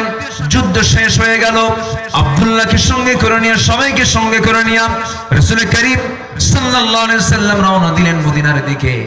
হঠাৎ রাস্তার মধ্যে খবর চলে এলো, রাসূলকে বলা হলো, ইয়া রাসূলুল্লাহ, আপনার সবচেয়ে প্রাণপ্রিয় সাহাবী আব্দুল্লাহ দারুণ অসুস্থ হয়ে পড়েছে। নবীজি চূড়ান্ত টেনশনে পড়ে গেলেন, বললেন, দেখো তো আমার সাহাবীকে কেমন করে সেবা করা যায়, চিকিৎসা করা যায়, চেষ্টা করো। সাহাবে কেরাম 3 দিন 3 রাত পর্যন্ত তার সেবায় আত্মনিয়োগ করলেন, কিন্তু উপকার হলো না। এক পর্যায়ে আব্দুল্লাহ দুনিয়া থেকে বিদায় নিলেন। নবীর কানে সংবাদ চলে এলো, রে আমার নবীজি কাঁদতে কাঁদতে বলছেন, সাহাবীরা, আমার কলিজার টুকরা আব্দুল্লাহ দুনিয়া থেকে বিদায় নিয়েছে। আমার আব্দুল্লাহর জানাজার দায়িত্ব আমি কাউকে দেব না, তোমরা তার গোসলটা করাইয়া দাও, কাফনের কাপড়টা পরাইয়া দাও। আজকের জানাজার দায়িত্ব আমি কাউকে না দিয়ে আমি রাসূল নিজে তার জানাজার দায়িত্ব নিয়ে নিলাম। জোরে বলি সুবহানাল্লাহ, আরো জোরে সুবহানাল্লাহ। এই যে দামগুলো বেড়েছে শুধুমাত্র একটা মাত্র কারণ, তার হচ্ছে ঈমানের জন্য। কিসের জন্য বলেন? ঈমানের জন্য। আমার নবীজি করলেন কি, জানাজায় শামিল হয়ে গেলেন, জানাজায় দাঁড়ায় গেলেন, রাসূল জানাজা পড়ায়া দিলেন, শেষ হয়ে গেল জানাজা। রাসূল এবার উন্মুক্ত সাহাবীদেরকে সামনে করে বলছে, ও সাহাবীরা শোনো, আমার আব্দুল্লাহর জানাজা তো হয়ে গেল, আব্দুল্লাহর কাফন দাফন কোথায় হবে, দাফনটা কোথায় হবে হুজুর? ওই যে 2 পাহাড়ের ঠিক মাঝখানে আমরা কবরটা খনন করেছি তার জন্য। রাসূল বলছেন, তোমরা কেউ আব্দুল্লাহর কবরে নামবে না, আমি রাসূল নিজেই তার কবরে নেমে তার লাশটা আমি কবরে শোয়ে দেব। আমার রাসূল এই কথা যখন বললেন, সাহাবীরা আশ্চর্য হয়ে গেলেন, রাসূল তেমন সহজ বরাবর করেন না। আমার নবীজি সোজা চলে গেলেন, কবরের সামনে গিয়ে দাঁড়ালেন, কাদা কাদা কণ্ঠে আমার নবীজি বলছেন, আমার আবু বকর কোথায়, আমার ডানে আসো, আমার ওমর কোথায়, বামে আসো। আমার নবীজি সবার আগে কবরে নামলেন, কবরে নেমে বলছেন, আবু বকর আমার ডানে নামো, ওমর আমার বামে নামো। ওই কবরে নামছেন মোট কয়জন বলেন? পৃথিবীর সেরা মানুষ, পৃথিবীর সেরা মানুষ 3 জন সেই সাহাবীর কবরে নেমেছেন কবরের লাশ রাখার জন্য। আমার নবীজি কবরের ঠিক মাঝখানে দাঁড়ায়া হাত 2টা আগায় দিলেন, বরকতের হাত আগায় দিয়ে বলছে, সাহাবীরা, আমার প্রিয় আব্দুল্লাহর লাশটা আমার হাতে তুলে দাও। লাশটা যখন হাতে তুলে দেওয়া হলো, রাসূল বলছেন, আবু বকর আমার আব্দুল্লাহর মাথাটা ধরো, আমার ওমর আমার আব্দুল্লাহর পাটা ধরো। 3 জন মিলে সমানভাবে কবরে শোয়া দিলেন। চেহারাটা কিবলামুখী করে দিলেন নবীজি তার বরকতের হাতে, বুকের উপরে হাত রেখে আকাশের দিকে তাকায়া অশ্রু বিজড়িত অশ্রুপূর্ণ চক্ষু নিয়ে আমার নবীজি আকাশের মালিকের দিকে তাকায় বলছেন, আকাশের মালিক, এই মুহূর্ত পর্যন্ত আমি আব্দুল্লাহর উপরে সন্তুষ্ট আছি, মেহেরবানি করে আব্দুল্লাহর সমস্ত কিছুকে তুমি আল্লাহ মাফ করে দাও। এই দোয়া যখন করতেছিলেন, এমন সময় পাশে দাঁড়িয়ে থাকা একজন সচেতন সাহাবী সাদ বিন আবি ওয়াক্কাস হাউমাউ করে শিশুর মতো কাঁদে। সাহাবা কেরাম বলছেন, সাদ রে, তুমি কাঁদো কেন, কি হয়েছে? হাউমাউ করে কাঁদো কেন? তিনি বলছেন, আমি সাদ পোড়া কপাল, আজকে আমি সাদ যদি জীবন্ত সাদ বিন আবি ওয়াক্কাস না হয়ে যদি মৃত সাদ বিন আবি ওয়াক্কাস হয়ে যদি এই কবরের বাসিন্দা হতাম, আর এই কবরের বাসিন্দাকে দাফন করার জন্য পৃথিবীর সেরা 3 জন মানুষ যার কবরে নামে, তার মতো ভালো কিসমতওয়ালা মানুষ কে আছে? আমি জীবিত না হয়ে মোরা সাদ হলে পরে আমার জীবন ধন্য হয়ে যেত। জোরে বলে সুবহানাল্লাহ, আরো জোরে বলে সুবহানাল্লাহ, আরো জোরে বলে সুবহানাল্লাহ। এই যতক্ষণ ধরে যে কথাটা বোঝানোর জন্য চেষ্টা করলাম, 1 নম্বর পয়েন্ট, আমার বন্ধুগণ, সব কিছুর মূলে একটা মানুষের দাম সম্মান বাড়ে হলো ঈমানের কারণে। কিসের কারণে বলেন? ঈমানের কারণে। ঈমান আছে যার, সম্মান আছে তার, ঈমান আছে যার, পুরস্কার আছে তার, ঈমান আছে যার, মর্যাদা আছে তার, ঈমান আছে যার, নেতৃত্ব আছে তার। আমরা বেঈমানদের কোন নেতৃত্ব বাংলার জমিনে বাস্তবায়ন হতে দেব না। কোন বেনামাজি, চোর, লম্পট, চাঁদাবাজদের হাতে আমরা দেশ আর ফেরত দিতে চাই না। আমরা দুর্নীতি মুক্ত, শোষণ মুক্ত, ইমানদার পরহেজগার নেতৃত্বে বাংলার জমিন আমরা গড়তে চাই। রাজি আছেন কারা কারা? হাত উঁচু করে দেখান মুসলমান।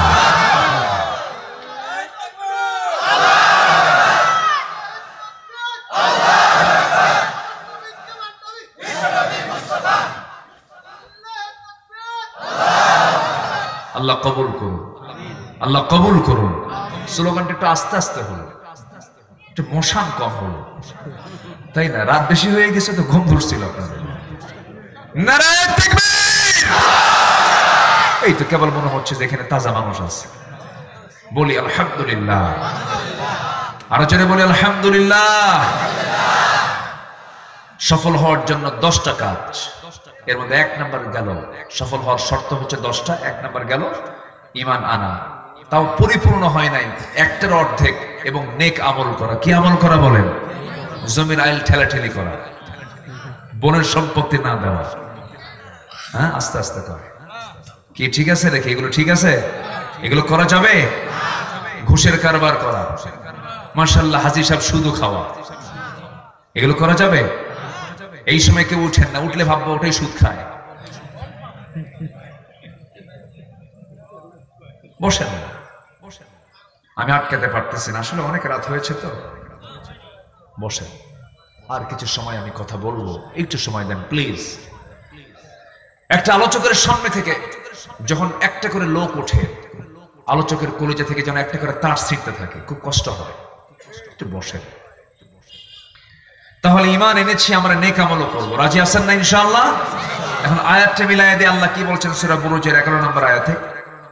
আল্লাহ রাব্বুল আলামিন বলেন, ইন্নাল্লাযীনা আমানু ওয়া আমিলুস সালিহাতি লাহুম জান্নাতুন তাজরি মিন তাহতিহাল আনহার যালিকাল ফাওজুল কাবীর। কি কাবীর?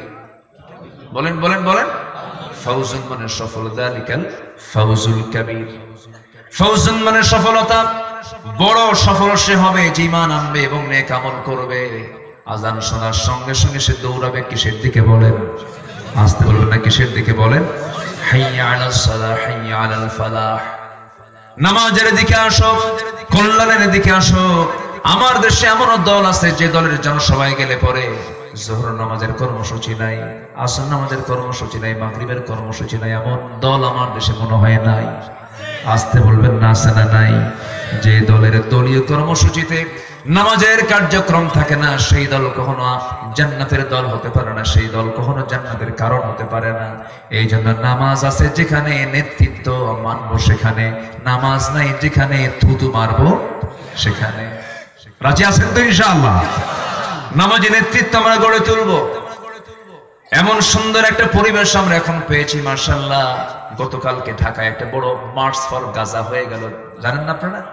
কত বড়, কোনো বাধা নাই, কোনো জঙ্গি নাটক নাই, কিচ্ছু নাই, সব চলছে অবাধে। বলি আলহামদুলিল্লাহ। হুজুররা রাস্তায় নামতেই পারে নাই, হুজুর দেখলেই বলতো তেতুল হুজুর। এই জঙ্গি কত কি। একটা ছিল কুষ্টিয়ার কমিউনিস্ট পার্টির নেতা আল্লামা হাসানুল হক ইনু, নাম শুনছেন তো?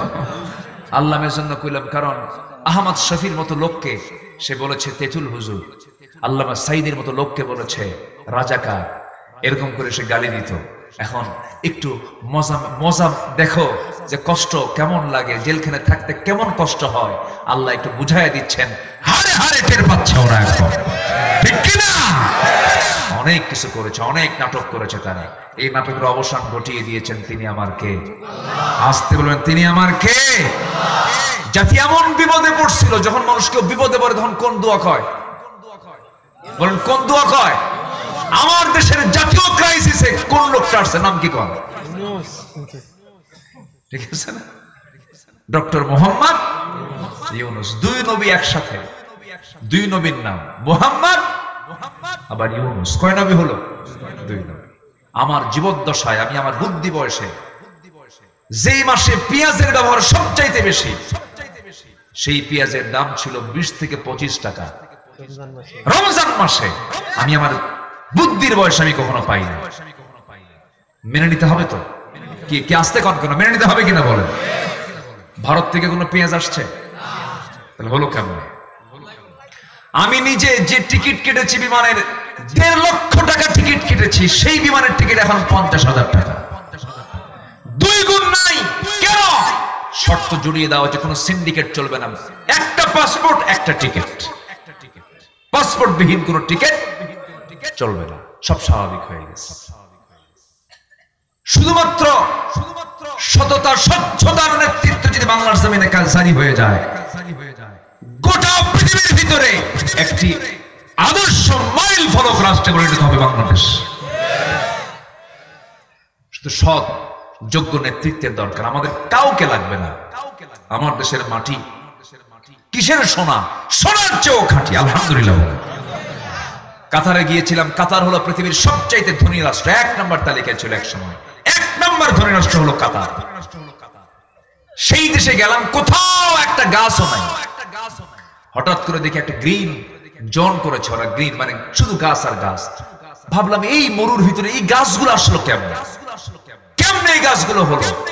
মুস্কি হাসি মেরে বলে, হুজুর নিচের দিকে তাকায় দেখেন স্যালাইন লাগানো আছে, প্রত্যেকটা গাছের গোড়ায় গোড়ায় পানির কল লাগানো আছে। উপর থেকে হেলিকপ্টার দিয়ে বিকেল বেলা আবার ওই পানি ঢালে, সুন্দর করে বৃষ্টির মতো করে পানি ঢালে, মানে পানি দেবে না এক বেলায় সব শেষ, সব শুকনো খড়কুটো হয়ে যাবে, ওই যে খড়ের মতো হয়ে যাবে, থাকবে না। আর আমার দেশের মাটি কি সুন্দর। একটা বাচ্চা পেয়ারা খেলো, সেই পেয়ারা খাওয়ার পর সেই পেয়ারার বিচি পিছন দিয়ে ছাড়লো, ওই যে থুয়ে আসছে, 3 মাস পর দেখে যখন দেখে একটা গাছ হয়ে গেছে। আমি কি ভুল বলতেছি ভাই? বল, আমার দেশ কি সুন্দর দেশ। মরিচ ভর্তা দিয়া খাইছে, কাঁচা মরিচ খাইছে, কাঁচা মরিচ খাইয়া ও তো বিচি তো আর হজম হয় না, বাঁশ ঝাড়ে গিয়ে ঝেড়ে আসছে। 4 মাস পরে দেখে যে মেয়েদাগুলো কি গাছ, মরিচ ধরে আছে। এই দেশের অভাব থাকবে? আস্তে করে এই দেশের অভাব থাকবে? শুধু আমার দেশে শুধু চুরি বন্ধ করতে হবে, চুরি চুরি। এই 16 বছরে যে চুরি করে তারা দেশের টাকা বাইরে পাচার করেছে, ওদের নেতৃত্ব দেওয়ার চল পরিবার কোনো অধিকার থাকতে পারে না। দেশপ্রেম ওদের মানায় না। রাগ করতেছেন নাকি? রাগ করলেও কোনো যায় আসে না। জেল খাটছে, কোনো দোষ ছিল না, ওয়াজ করছি, হক কথা বলছি, মাহফিল থেকে ধরে নিয়ে চলে গেছে, আমাকে লক্ষ্য করে গুলিও করা হয়েছে, অনেক কিছু করেছে। গ্রেফতার করে থানায় নিয়ে গেল, ওসি কান্দে। বললাম আপনি কান্দেন কেন? চোখে পানি। হুজুর বদদোয়া দিয়েন না। বললাম বদদোয়া দেব না তো ধরছেন কেন? হুজুর উপায় নাই, চাকরি চলে যাবে, বউ বাচ্চা আছে, চাকরি বাঁচান তো ফরজ। আমি বললাম ইমান বাঁচান তো নফল। শেষমেশ ধরে নিয়ে জেলখানায় ঢুকায় দিল। জেলখানায় ঢুকলাম, গোটা দুনিয়াই তো জেলখানা। ঢুকলাম জেলখানায়, ঢোকা মাত্রই দেখি এক বুড়া চাচার বয়স প্রায় 80 বছর বয়স, আমার দিকে তাকায়া লম্বা একখান সালাম দেব। হুজুর আপনি জেলখানায় ঢুকছেন? খুব খুশি হলাম। তো বললাম জেলখানায় ঢুকলে কেউ খুশি হয়? চাচা এটা কেমন বললেন? কি বাবা, ওয়াজ শুনতে যাই তোমার বহু মাহফিলে, এত চেষ্টা করে একবার মোসাফা করবে, এই চান্স পাই নাই। এত সুন্দর আল্লাহ চান্স দিয়ে দিছে, জেলখানায় থাকে।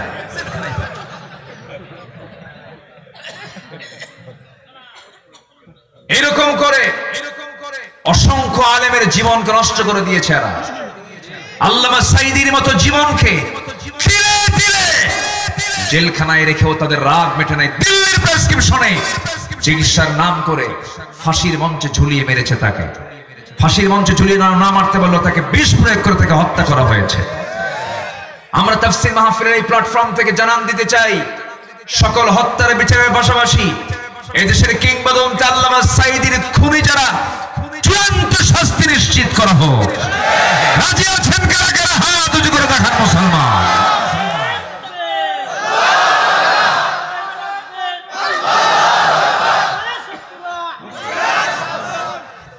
আল্লাহ কবুল করুন, জোরে বলি আমিন। সম্মানিত ভাইরা, হ্যাঁ লিক লিক, ওই তো সম্মানিত ভাই, এটাই তো কথা। ওলামায়ে সু ছিল, ওলামায়ে সু, ওলামায়ে সু জঘন্য। পৃথিবীর ইতিহাসে কোথায় এমন রেকর্ড নাই। একটা দেশের শীর্ষ নেতৃত্ব সেও পালায়, মসজিদের খতিবও পালায়। ঠিক আছে কিনা? আজ পর্যন্ত বাইতুল মুকাররমের খতিব খুঁজে পাওয়া যাচ্ছে না, উনি নিখোঁজ। সম্মানিত ভাইরা, বড় বদনসিব আমাদের। আলেম নামের কিছু কলঙ্ক তারা বিক্রি হয়ে গিয়েছিল 16 বছরে, ঠিক আছে না চাচা? বিক্রি হয়েছিল, কিন্তু কেউ বিক্রি হয়নি, কেউ বিক্রি হয়নি, হাসি মুখে দিয়ে ফাঁসির মঞ্চ পর্যন্ত গিয়েছেন, কারোর সামনে তারা মাথা নত করেন নাই, ঠিক কিনা বলেন? যুগে যুগে মুনাফিক ছিল, আছে, থাকবে, ইমানদারকে চেক করার জন্য। মুনাফিকরা আছে না নাই? মন খারাপের কোনো কারণ নেই, এগুলো হতাশার কোনো দিক নয়, মুনাফিকরা থাকবে। সম্মানিত ভাইয়েরা, 1 নাম্বার চলে গেল। নাম্বার 2, ওই 1 নাম্বার নাম্বার আর ফুরাচ্ছে না, বহু আলোচনা তো। নাম্বার 2, আমরা পিউরিটি নিয়ে আসবো, পরিশুদ্ধতা নিয়ে আসবো, ফ্রেশ, কোনো ভেজাল নিয়ে আসে, কোনো ক্যান্সার ঢুকানো যাবে না ইমানের মধ্যে। নফসটাকে রোগ করবো আমরা পরিশুদ্ধ। জোরে বলি ইনশাআল্লাহ, আর জোরে বলি ইনশাআল্লাহ। নফসের রোগ আছে না নাই?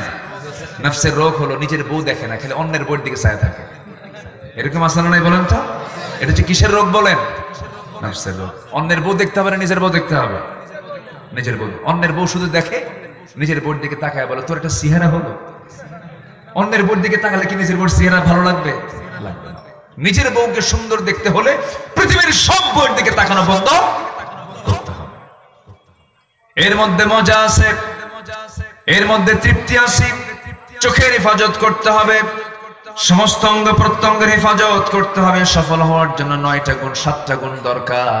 যারা পারেন ঠোঁট মিলিয়ে বলুন, قد أفلح المؤمنون الذين هم في صلاتهم خاشعون والذين هم عن اللغو معرضون والذين هم للزكاة فاعلون والذين هم لفروجهم حافظون। সফল হলো 7 ধরনের, 7টা কাজ আছে। যার সফল ব্যক্তি সে কয়টা কাজ বলেন? আস্তে কয়টা কাজ বলেন? 7টা কাজ। قد أفلح المؤمنون, ওই সমস্ত মুমিনরা সফল যার মধ্যে 7টা কাজ থেকে যাবে, 7টা গুণ থেকে যাবে। সবাই নোট করে নেন, মুখস্থ করে নেন। নাম্বার 1 হলো যারা নামাজকে রেগুলার করবে। নাম্বার 2 হলো যারা কথা বাজে কোনো কথা মুখ থেকে বের করবে না, অযাচিত কোনো কথা মুখ থেকে বের করবে না। নাম্বার 3 হলো যারা তাদের যাকাতটা ঠিক মতো আদায় করবে। নাম্বার 4 হলো লজ্জাস্থানের যারা হেফাজত করবে। নাম্বার 5 হলো আমানত যারা ঠিক রাখবে। কি ঠিক রাখবে? আমানত। রাষ্ট্র ক্ষমতা পাওয়া একটা কি বলেন? জোরে বলেন, জোরে বলেন, জোরে বলেন। যিনি রাষ্ট্রপতি তার দায়িত্ব বেশি না যে জনগণ তার দায়িত্ব বেশি? বলেন কার দায়িত্ব বেশি? বেশি প্রশ্ন হবে জনগণকে না রাষ্ট্রপতিকে? হ্যাঁ, এই চিন্তা মাথায় থাকলেই তো তখন ভালো হওয়া যায়। সাইয়েদনা ওমর ফারুক রাদিয়াল্লাহু তাআলা আনহু অর্ধ দুনিয়ার শাসনকর্তা, গোটা দুনিয়ার অর্ধেক পৃথিবী তিনি চালান, অথচ রাতের বেলা ঘুমাতে পারেন না। তাকে প্রশ্ন করা হলো ঘুমান না কেন? তিনি কেঁদে কেঁদে বলেন, ঘুমাবো কেমনে, আমার টেনশন হয় ফোরাতের তীরে একটা কুকুর যদি অনাহারে মারা যায়, ইরাকের রাস্তা খারাপের কারণে ওই গর্তের মধ্যে উটের পা পড়ে যদি উটের পা ভেঙে যায়, উটের পা কেন ভাঙলো, কুকুর কেন অনাহারে মারা গেল, এর জন্য কিয়ামতের দিন আল্লাহর সামনে আমাকে আসামির কাঠগড়ায় দাঁড়িয়ে তার জবাব দিতে হবে। আজকে ফিলিস্তিন একটা মৃত্যুপুরী হয়ে আছে, একটা ভয়ঙ্কর জ্বলন্ত অগ্নিকুণ্ড হয়ে আছে। গোটা পৃথিবীর মুসলমানদের কোনো নজর নাই। 56টা মুসলিম কান্ট্রি, আজকে 56টা লাগবে না, মাত্র 5টা দেশ যদি আজকে একত্রিত হয়ে যদি একটা হুঙ্কার দিত, আজকে ইসরায়েলের 1,52,00,000 ইহুদি সব ধুলাই মিশে যেত। আসতে পান কেন? ঠিক কিনা? 1,52,00,000 ইহুদি, 1,00,000 মাত্র 52,00,000, যা আমাদের বগুড়া, রংপুর, রাজশাহীতে যে লোক, এই লোকের সংখ্যা হলো গোটা পৃথিবী জুড়ে ইহুদিদের মাত্র 1,52,00,000 মানুষ। আমাদের 3 জেলা 4 জেলার সমান এদের জনসংখ্যা। এই সামান্য জনগোষ্ঠী আজকে গোটা পৃথিবীর মুসলমানকে নাচাচ্ছে। আজকে সেই জায়গায় 200 কোটি মুসলমান, 200 কোটি মুসলমানের হাতে অস্ত্র নেওয়া লাগবে না, শুধু মুখে থুতু যদি মারত সবগুলো উড়ে যেত। চুপচাপ থাকে, কেউ কোনো কথা বলে না। আমাদের কথা বলার প্রয়োজন আছে না নাই? যে যেখানে আছি আমরা জাতিসংঘের কাছে স্পষ্ট ভাষায় জানান দিতে চাই, আমরা ওআইসির কাছে, ওআইসি হচ্ছে মুসলিম দেশগুলোর একটা organisation of Islamic conference. O I C, আর আমি কি কই জানেন? ও আই সি, ও ঠিক আছে আমি দেখবো। ওই দেখতেইছে, কোনো ফলাফল নেই। আমরা প্রেজেন্ট ওয়ার্ল্ড আল্লাহর কাছে দোয়া করে, আল্লাহ তুমি ওমর ফারুকের মতো একজন নেতা আমার দেশ, আমার এই পৃথিবীতে পাঠিয়ে দাও। জোরে বলি আল্লাহুম্মা আমিন, আরো জোরে আল্লাহুম্মা আমিন। রাতের বেলা তিনি ঘুমান না, জনগণকে দেখতে যান। প্রথম খলিফা সাইয়েদনা আবু বকর রাদিয়াল্লাহু তাআলা খালি পায়ে হাঁটতেছেন রাতের বেলা। কি পায়ে বলেন তো? খালি পায়ে। একজন খলিফা, রাষ্ট্রপতি খালি পায়ে হাঁটে, তাও কোন রাস্তা? যে রাস্তায় পাথর, এবড়ো থেবড়ো রাস্তা, সেই রাস্তায় তিনি খালি পায়ে হাঁটতেছেন। পা ফেটে যেতে পারে যে কোনো মুহূর্তে পাথর আঘাতে। সাইয়েদনা ওমর ফারুক সামনে পড়ে গেছেন। খালি পায়ে হাঁটেন কেন? সাইয়েদনা আবু বকর কেঁদে কেঁদে বলেন, ভাই ওমর, খালি পায়ে হাঁটার কারণ হলো আমি যদি জুতা পায়ে হাঁটতে যাই, আমার জুতার তলার সাথে পাথরের একটা আঘাত লাগবে, একটা আওয়াজ সৃষ্টি হয়ে যাবে।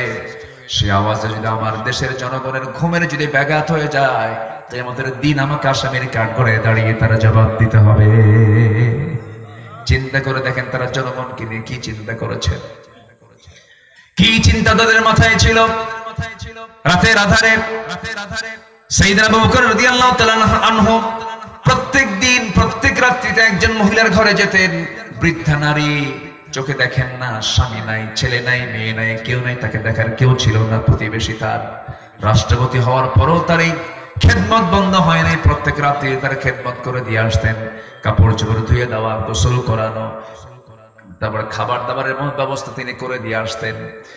আমার বন্ধুগণ, সাইয়েদনা ওমর ফারুক একদিন কোন এক রাতের আধারে ওই মহিলার খেদমত করার জন্য দরজায় গিয়ে নক করছেন। বুড়িমা, খেদমত লাগবে নাকি? তিনি বলছেন খেদমত একদম করে গেছে। তিনি মনে মনে ভাবলেন, এই আরবের এই মদিনার মাটিতে কে আছে তার খেদমত করার জন্য? দরজায় তিনি আড়ালে দাঁড়ায় আছেন। দেখলেন কে যেন ঢুকলো। প্রথম দিন টের পেলেন না, দ্বিতীয় দিন টের পেলেন না, তৃতীয় দিন তিনি যখন ঢুকেছেন, বের হওয়ার সময় তিনি চট করে তার পিছন দিকে ভাতটা চেপে ধরে দেখেন কেউ না। সাইয়েদনা আবু বকর রাদিয়াল্লাহু তাআলা দরজাতে বের হচ্ছেন খালি পায়ে। ওমর ফারুক কেঁদে কেঁদে বলছেন, ভাই আবু বকর, দেশও চালাবেন, প্রতিবেশীর খেদমত করবেন, মরে যাবেন তো, অসুস্থ হয়ে পড়বেন তো, অন্তত আমাদের জন্য খেদমত কিছু রেখে দেন। সাইয়েদনা আবু বকর বলেন, ওমর রে, আমার আমলনামা আমার পিঠিয়ে আসবে, তোমার আমলনামা তোমার পিঠিয়ে চলে যাও, আমাকে খেদমত করতে দাও। মৃত্যুর দিন পর্যন্ত সাইয়েদনা আবু বকর ওই মহিলার খেদমত করে দুনিয়া থেকে বিদায় নিলেন।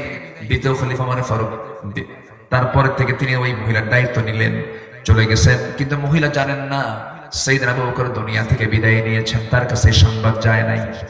ওমর ফারুক রাদিয়াল্লাহু আনহু ওই মহিলার খেদমত করার জন্য রাতের আধারে চলে গেছেন।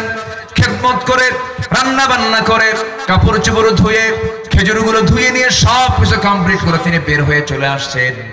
এরপরে মহিলা যখন খেতে বসেছেন, খেজুরগুলো খেতে নিয়ে বসেছেন, একটা খেজুর মুখের মধ্যে দেওয়া মাত্রই কামড় দিয়েছেন। বিচি দাঁতের নিচে যখন পড়ে গেছে, তখন তিনি বলে ফেলেন, ইন্না লিল্লাহ। এই কথা বলে তিনি ভাবলেন, আমার আসল খাদেম আবু বকর বুঝি না, আমার আবু বকর দুনিয়া থেকে বিদায় নিয়েছে। কারণ আমার আবু বকর যখন আমার খেদমত করার জন্য আমার ঘরে আসতো, খেজুরগুলো শুধু ধুয়ে দিত না, আমার কষ্ট যেন কম হয় সেই জন্য আমার খেজুরগুলো খাওয়ানোর জন্য খেজুরের ভিতরে থাকা বিচিগুলো সে সরাইয়া দিয়া দিয়া আমার জন্য খেজুর সে প্রস্তুত করে দিয়ে যেত। যেরকম সুবহানাল্লাহ, আরো যেরকম সুবহানাল্লাহ। এগুলো কি অহংকার থাকলে এগুলো খেদমত আসবে নাকি? হৃদয়ের প্রশস্ততা, হৃদয়ের মধ্যে তাজকিয়াতুন নফস আসলেই তো এগুলো হয়। এই জন্য আমার বন্ধুগণ, নফসের শুদ্ধতা আনতে হবে। قد أفلح من تزكى وذكر اسم ربه فصلى بل تؤثرون الحياة الدنيا। জোরে বলুন আল্লাহু আকবার। নাম্বার 3 হলো সত্যবাদী হওয়া। নাম্বার 3 কি বলেন? বলেন বলেন বলেন বলেন। সত্যবাদী হওয়া। আমরা সত্যবাদী হব, জোরে বলি ইনশাআল্লাহ। নাম্বার 4 হলো তাকওয়া অর্জন করা। মান ইউতিইল্লাহা ওয়া রাসূলাহু ওয়া ইয়াখশাল্লাহ ওয়া ইয়াত্তাকিহি ফাউলাইকা হুমুল ফাইজুন। জোরে বলুন আল্লাহু আকবার। নাম্বার 5 হলো, ও বান্দা, তুমি যদি ধৈর্যশীল হতে পারো, আমি তোমাকে বিশাল বড় সময় সম্মান দিয়ে দেব।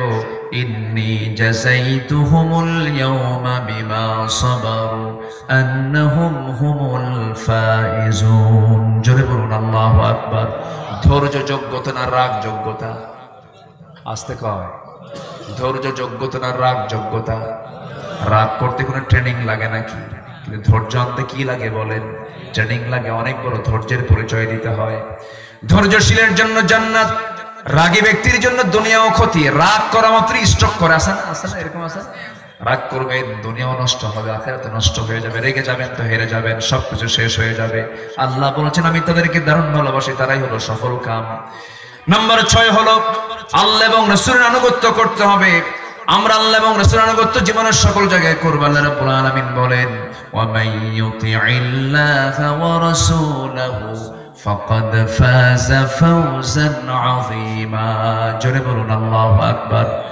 নবীর সঙ্গে ভালোবাসা আগে দরকার না আনুগত্য আগে দরকার? বলেন তো, বলেন আনুগত্য আগে দরকার না ভালোবাসা আগে দরকার? বলেন বলেন বলেন বলেন। আনুগত্য, আনুগত্য না হলে ভালোবাসার কোনো দাম নাই। আপনি কেন গোটা দুনিয়ার মানুষ এক হলেও আবু তালেব রাসূলকে যে সেবা দিয়েছেন, যে ভালোবাসা দিয়েছেন, কেউ তার সমান করতে পারে নাই, পারবে না। কিন্তু সে আবু তালেব জান্নাতে না জাহান্নামে? কি নাই? ভালোবাসা নাই না ঈমান নাই? বলেন বলেন বলেন, কি নাই? ভালোবাসা নাই না আনুগত্য নাই? আনুগত্য নাই। এজন্য ভালোবাসা আগে না আনুগত্য আগে?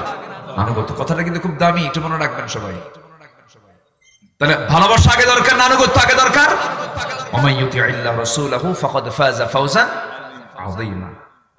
ফাওজান আযীমা। সব আয়াতে ফাওজুন মুফলিহুন শব্দ কিন্তু আছে। আপনি আমার আলোচনা শুধু শুনছেন না, ক্যামেরার প্রযুক্তির কল্যাণে গোটা দুনিয়ায় আলোচনাগুলো চলে যাবে।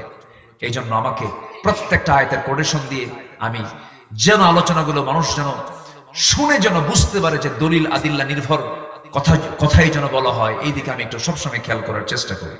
নাম্বার 7 হলো সৎ কাজের আদেশ দেওয়া, অসৎ কাজের বাধা প্রদান করা। সফলতার জন্য এটা একটা গুরুত্বপূর্ণ বিষয়।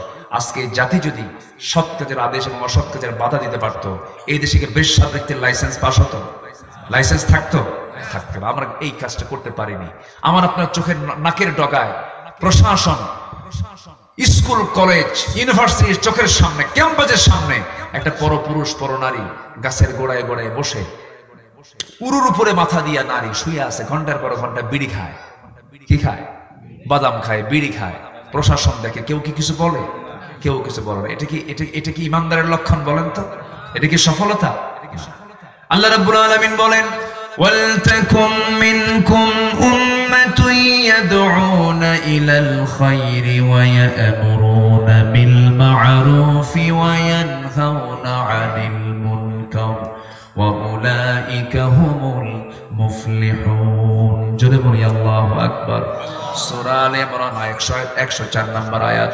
তওবা করব নাম্বার 8 হলো তওবা করা। কি করা বলেন? তওবা করা। আল্লাহর কাছে আমরা তওবা করব। দুনিয়াতে কারো কাছে মাফ চাইলে সে বলে শেষ পর্যন্ত ধরা দিবি, খোঁটা একটা মেরে দেয়।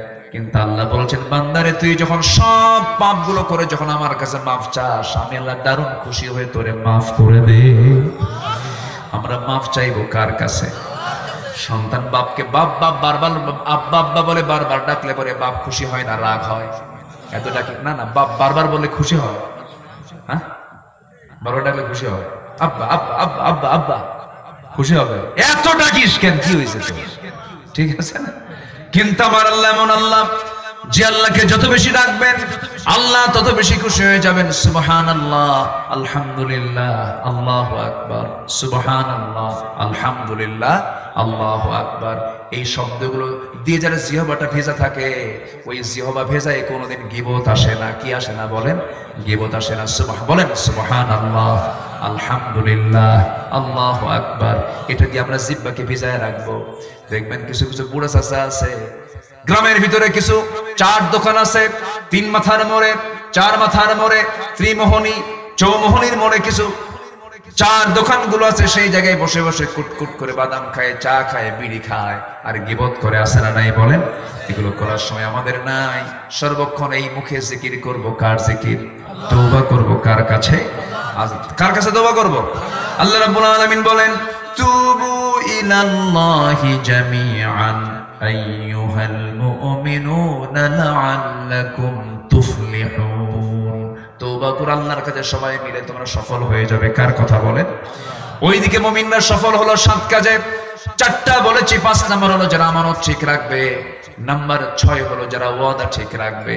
নাম্বার 7 হলো নামাজ দিয়ে শুরু, নামাজ দিয়ে শেষ, যারা নামাজের ক্ষেত্রে যত্নশীল হবে। ওয়াল্লাযীনা হুম আলা সালাওয়াতিহিম ইউহাফিযুন উলাইকা হুমুল ওয়ারিসুন الذين يرثون الفردوس هم فيها خالدون জোরে বলুন আল্লাহু আকবার।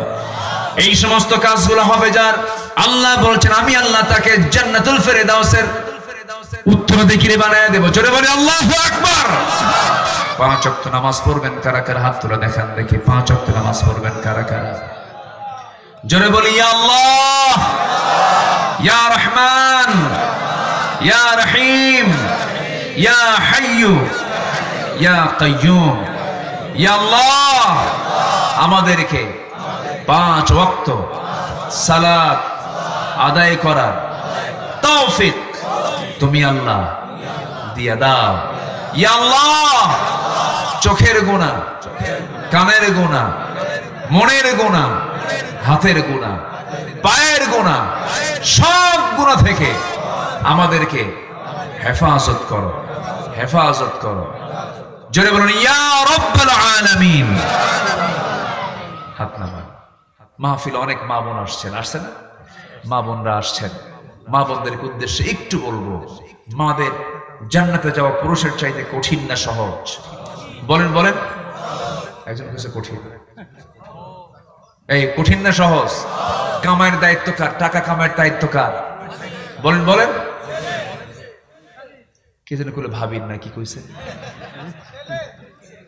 ছেলের। হ্যাঁ ছেলের, পুরুষের। কামাইয়ের দায়িত্ব হলো পুরুষের। তাহলে মেয়েরা কি কামাই করে খাবে না বসে বসে খাবে? জি, বসে বসে খাবে। না, আমরা এখন দোয়া করে দেব, যতটুকু হয়েছে আমরা বলে ফেলি আলহামদুলিল্লাহ। গজল হবে? বলবো ইনশাআল্লাহ, সবকিছু বলবো।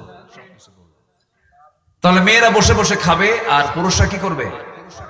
পরিশ্রম করবে। কিন্তু মেয়েরা বলল না, আমরা রাজরানী হব না, আমরা চাকরানি হব। ওরা যদি চাকর হয় আমরা কি হব? চাকরানি। চাকরি নিল হলো রিসেপশনের চাকরি। কেউ ঢুকবে, ওই রিসেপশনে বসে থাকবে। কেউ আসা মাত্রই ঠোঁট, মাথার চুল ছেড়ে দেওয়া, চুল ডিজাইন করা, কপাল ডিজাইন করা, সবকিছুর দেহ নিয়ে অঙ্গ সজ্জা করে সামনে দাঁড়ায়া ক্লায়েন্টকে লক্ষ্য করে আসসালামু আলাইকুম, এনি প্রবলেম? এই আসেন না, এরকম আসেন না বলুন। এগুলোর দায়িত্ব আল্লাহ পাক মা বোনদেরকে দেয়নি। আল্লাহ পাক তাদেরকে অনেক সম্মান দিয়েছেন। আপনি অনেক সম্মানে থাকবেন। আপনি দিনটাকে মেনে চলুন, ইসলামকে মেনে চলুন। পর্দায় থাকার তৌফিক আল্লাহ পাক এলাকার মা বোনদেরকে করে দিন। জোরে বলি আল্লাহুম্মা আমিন। পর্দা করা কি? আরো জোরে, পর্দা করা কি? দরজার পর্দা, জানালার পর্দা, না গায়ের পর্দা? গায়ের পর্দা। আল্লাহ পাক মাদেরকে কবুল করুন। জোরে বলি আল্লাহুম্মা আমিন। এই আশীর্বাদ কামনা করছি। যতটুকু হয়েছে আমরা বলে ফেলি আলহামদুলিল্লাহ।